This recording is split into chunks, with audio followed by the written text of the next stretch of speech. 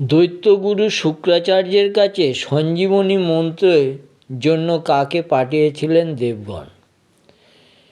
ভৃগুপুত্র শুক্রাচার্য দৈত্যগুরু ছিলেন এবং দেবতাদের গুরু ছিলেন বৃহস্পতি।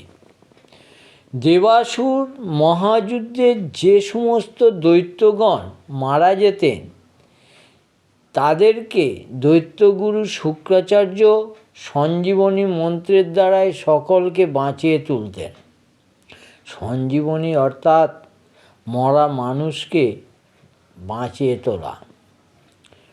তখন ইন্দ্র আদি সবই দেবগণ মিলিত হইয়া বৃহস্পতিপুত্র কচকে দৈত্যগুরু শুক্রাচার্যের কাছে সঞ্জীবনী মন্ত্র শিক্ষা লাভের জন্য পাঠান। বিষপর্বপুরে শুক্রাচার্যের বসতি ছিল।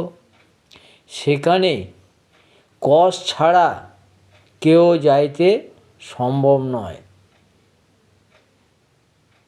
এই জন্য দেবতাগণ কচকে সঞ্জীবনী শিক্ষার জন্য পাঠিয়ে দেন।